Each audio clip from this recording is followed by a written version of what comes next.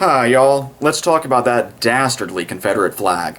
So, I've been listening to people talk about it, many of whom will refer to the flag at issue here as the Stars and Bars, thereby proving that they don't know what they're talking about and should be the kinds of people who are the most cautious in having an opinion on this subject, but because of the Dunning-Kruger effect, they will be the last people who realize they need to be cautious in having an opinion. They don't know its history, but nevertheless they're pretty certain what it stands for. The flag that's being discussed here is the rebel flag. It has several different names. The rebel flag is a common one. The battle flag of the Army of Northern Virginia, Robert E. Lee's army, and it means different things to different people. So one of the objections is to flying that flag is that it came about during the time of the Civil War. There were soldiers on the battlefield who flew it. One of the things being fought for is racism. Therefore, this symbol is irretrievably tainted. It cannot be retrieved. It just needs to be cast aside and thrown away. These are people who are professional umbrage takers, and they're also the kinds of narrow-minded people who lack the capacity to distinguish political issues from the reasons why people do particular things. What do I mean by that? Take Fort Bragg. That is named after the Confederate General Braxton Bragg. Now, obviously, we don't need to go changing the name of Fort Bragg because the person being honored by its naming was a Confederate general. Why is that? Because you can divorce his actions from his politics. So whatever the political motivations were for his having gone to war, nevertheless, you can put those off to the side and just look at how he behaved himself during the war. Was he an honorable general? Was he a dishonorable general? This is a fellowship and a brotherhood that develops between soldiers, among men, even when they're on opposite sides of an issue, and on day, like on Tuesday the war is going on, they're trying to kill each other, and then the war is over, and on Thursday it's kind of, hey, shaking hands, well fought. You don't have to admire the particular views that a person has in order to admire the noble things about having beliefs, being willing to stand up for your beliefs, the nobility of fighting for what you believe to be a righteous cause, even though you're dead to rights wrong about whether the cause is righteous. You're completely batshit crazy wrong on that. You should stop being wrong, but I can nevertheless appreciate that for whatever reasons you think you're right, you're willing to put your money where your mouth is. You're not just paying lip service to it, and when it comes down to the thick of fighting, you behaved yourself honorably, those kinds of things. So you can admire the positive qualities about General Bragg without necessarily having to, in addition to that, admire the fact that perhaps he was pro-slavery. I don't know his particular views. I happen to know that many of the people who fought in the Civil War didn't much care about the slavery issue. Now, I'm not saying they weren't racists. There was a great deal of racism that just was in the air. Everyone had a touch of it.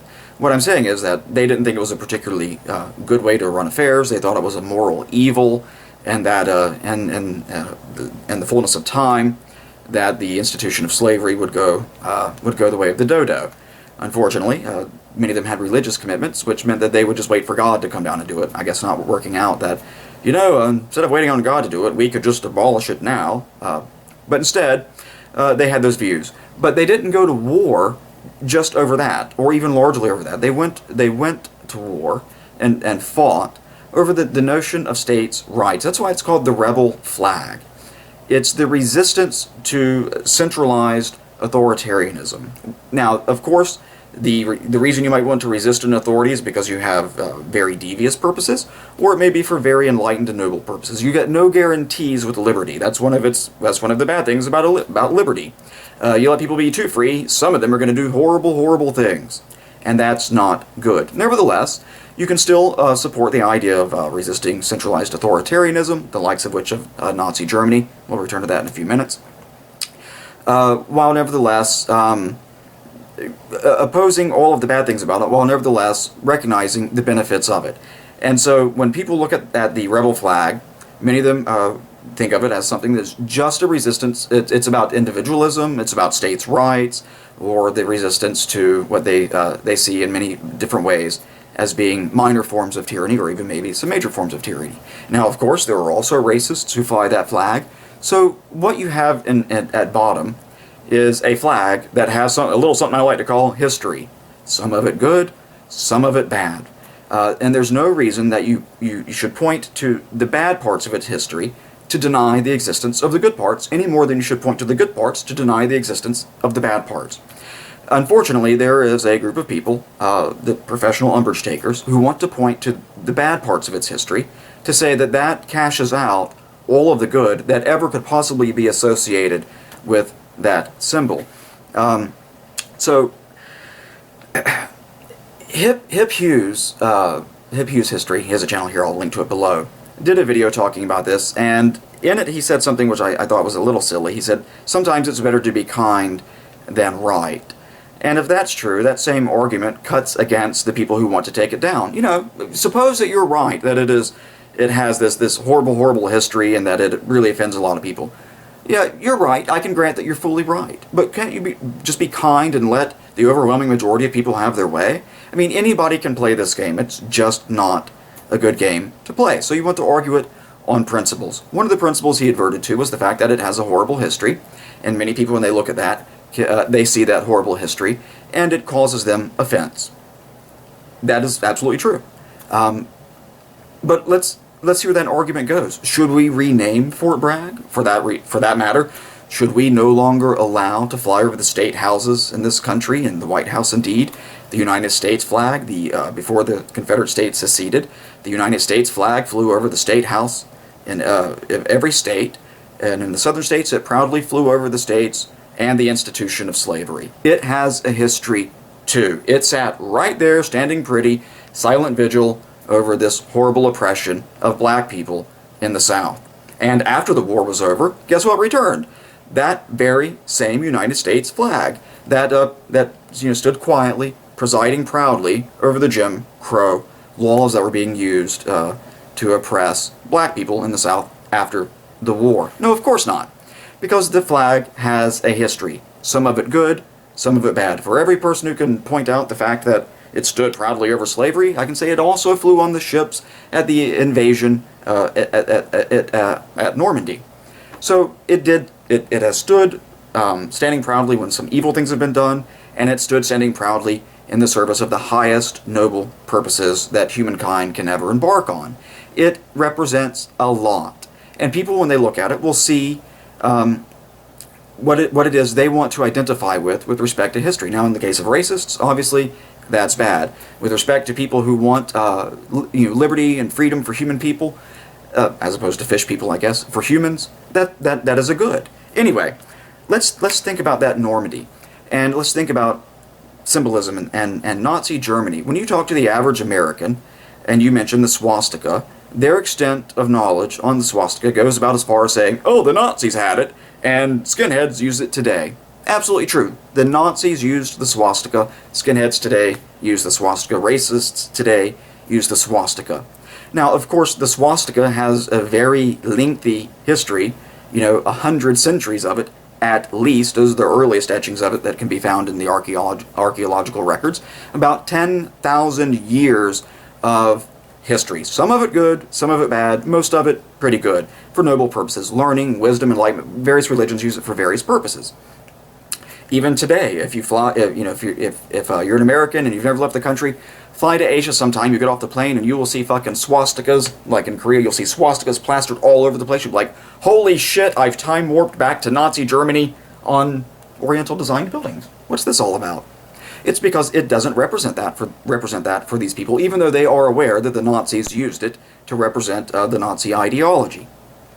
The fact that the Nazis appropriated a symbol and used it for some very bad mischief for a short period of time in the history does not cash out the previous 10,000 years of history, nor the symbolism that this thing has stood for tens of billions of people over that period of time. It just doesn't. Unless you want to pretend that if a symbol can be associated with two things, one evil, one great, the evil automatically wipes away all of the good. There are people who believe that. Other symbols. Take the Star of David that marked the Jews for death during the Third Reich. Now, if you had professional umbrage takers, they would whine and complain about this. And if you have people who want to resist tyranny and want to stand proud and dignified, you get people like this cat. One reason Hal wants to fight is because of his faith. I'm Jewish, and I saw all the newsreels. The Germans going into towns and forcing the people to wear Stars of David. Like all Jewish soldiers, Hal's given the option of changing the religion listed on his dog tag. That way, if captured, he might avoid Nazi persecution. But Hal has other ideas. I drew a large Star of David on the back of the field jacket with the Bronx, New York written around it, so they'd have no trouble identifying me. Here's a guy going to be marching straight towards the Nazis, invading Normandy, and given the option to disavow his religion, so if he gets captured he won't be tortured in all the ways that Jews may be tortured. He says, no, and you know what, I'll do you one better. I'm going to paint a big old fucking Star of David on me, so that way when I'm walking in, those Nazis will be able to see who it is who is storming their beaches. They will be able to see me as I, in symbolic form, stand there and say, no matter what you do, we will not yield. We refuse to do it. You could have people who look at the Confederate flag and have that mentality. But those people are told to shut up because there are other people who whine really loudly and complain that it hurts their precious feelings. And they want to say, well, you know, sure, it's inspiring for some people. Fuck them. I have hurt feelings. Take it down. Think of the Rosa Winkle, the pink triangle that marked homosexuals for death in the Third Reich. That symbol is now used in something called the Safe Zone Project. They took a symbol that more repugnant than simply slavery. It was, you know, one that represented genocide. They said, thank you very much. We'll take that, and instead of wearing it as a mark of death, we will wear it as a badge of fucking pride. So gay people took it, and now they use it as a way of indicating to people on various campuses where they can go to talk about issues that are related to gay people in history and all those other things. A safe space that actually is called the Safe Zone Project. So it's a safe space for gay people. The very mark that if a gay person had been wearing 70 years ago would have condemned him to death is now used as a way to say, come here, we will protect you. You can take these suppose that I take Hip Hugh's history seriously when he says, suppose there was a culture that really oppressed white people and they had a flag and then I flew that. I think that that would be really bad for the government to do it. It would insult people, blah, blah, blah. I would have no objection whatever, even barring the existence of the Safe Zone Project, for the pink triangle to fly over a state house in the United States. For the same reason I don't have any problems with the Star of David flying in Israel or anywhere else. Or, Buddhists and Hindus and whoever using the swastika. I have no problems with that, whatever, because I realize that the power of the symbol is not restricted to its worst use ever. I would look at it as, if the Safe Zone Project didn't exist, I would just simply look at it as a way to remind myself why it is important to forever be on your guard against the signs of tyranny, of a government turning tyrannical, of a reason to resist claims of power. Something, by the way, that the Confederate flag serves for a lot of the people who fly that. Not all of them, but many of them who fly it for that kind of reason. The history is a reminder of what it looks like when you fail to resist evils wherever it is that you see them. So I can look at it that way, but now with the existence of the Safe Zone Project, I can look at it with that history, with that symbolism in mind, and an additional bit of symbolism in mind, that it's possible for people to rise out of the ashes of a brutal tyranny, raise themselves up, be proud, take what used to mark them as inferior, wear that as a badge of honor, and show precisely why it is that they're worthy of respect, and what the bigness that exists within them to seize something from the grips of evil and to turn it into something good. You could do that, but they won't do that in the South, the people who are complaining about this flag, because they are professional umbrage takers. Their sole purpose in life is to fake being miserable, so that way they'll have something to gripe about to make other people really miserable. You do not do anyone a good amount of service by capitulating to the whiniest who walk among us. You don't let those people dictate what people can take inspiration from to do good in the world. while recognizing that inspiration, undisciplined, is not always a good thing, because you can be inspired to do horrible things. But the same reason that we can be inspired to do horrible things is the same reason that we can be inspired to do great things. And sometimes the same symbol serves both functions simultaneously. And it's perfectly appropriate to respect the good in a thing and be aware of the bad.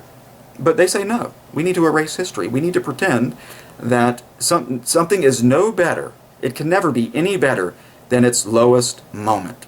Alright, you guys have a great day.